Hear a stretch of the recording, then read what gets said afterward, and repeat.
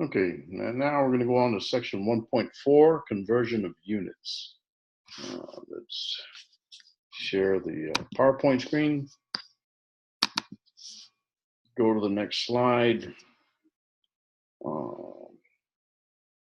And here are some customary conversion factors between SI and US customary units of length. 1 mile is equal to 1,609 meters or 1.609 kilometers. 1 foot is equal to 0.3048 meters, equals 30.48 centimeters. 1 meter is equal to 39.37 inches, or 3.281 feet. Kind of a nice one to remember is that 3 meters is about 10 feet. I think it's about 9.84 meters, but 3 meters is pretty close to 10 feet. 1 inch is equal to 0.0254 meters, 2.54 centimeters, exactly. Excuse me, 25.4 millimeters. That's an exact conversion. And that's the one I usually remember when I do my conversions. I don't remember the others, but I do remember the 25.4 millimeters, or the 0.0254 meters for 1 inch. Okay. Like dimensions, units can be treated as algebraic quantities that can cancel each other out.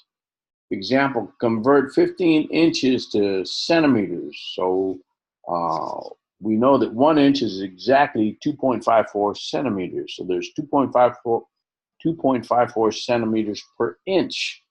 So now 15 inches is 15 inches times 2.54 centimeters per inch, and then you get 38.1 centimeters.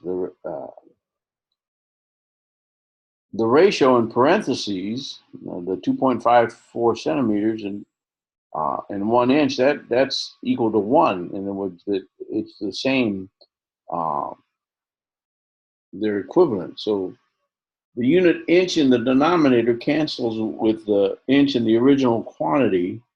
So the remaining unit is a centimeter, our desired result. Let's take a quick quiz. The distance between two cities is 100 miles. What is the number of kilometers between the two cities? If you need a refresher, 1 mile equals 1.609 kilometers.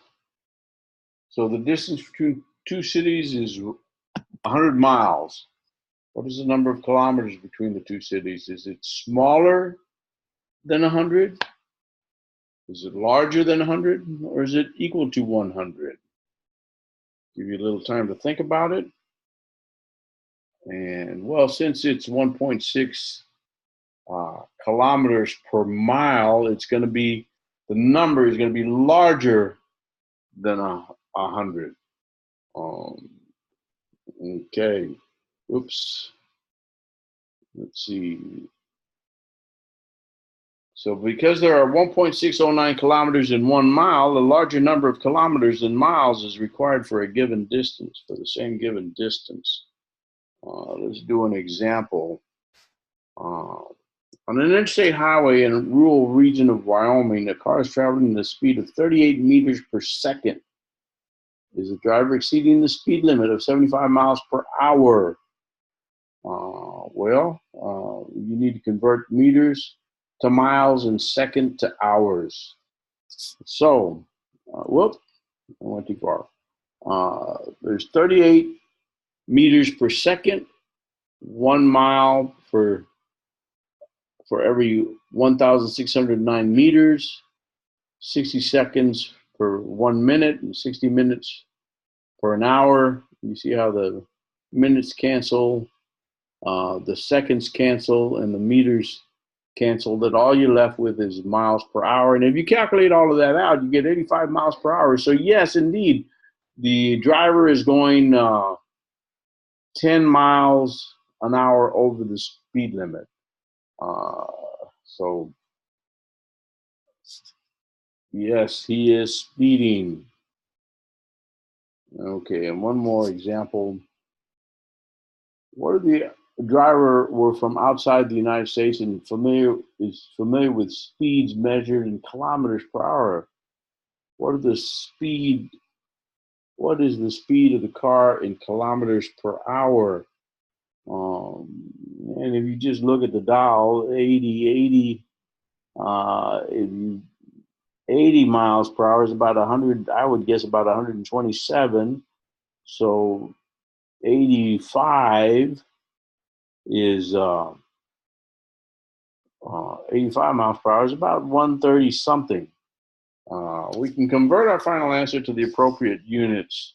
So 85 miles per hour is 1.609 kilometers per mile. If you multiply that out, it's 137 kilometers per hour. So, the odometer shows it in two different units. So you can check the conversion we just performed using the photograph, and sure enough, it 85 is somewhere there up in the almost near 140. So this completes section 1.4 on conversion of units. The next section, 1.5, we will discuss estimates and order of magnitude calculations. This can be important in knowing, sometimes we get used to just punching numbers into a calculator and we assume the calculator is correct. The order of magnitude calculations and estimates lets you know, is the answer on my calculator reasonable? Don't just take the answer that you get on your calculator and say, oh, well, it's reasonable. There's lots of different ways you can make mistakes, even if it's just from you have it in radians instead of degrees. Sometimes you forget to put a parentheses and you're dividing by two numbers, but you end up, if you don't use the parentheses right, you only divide by one number and you multiply by the next. So don't always assume that what your calculator tells you is correct. You have to have an order of magnitude or an estimate to know, okay, is my answer reasonable? Okay, so let's end this.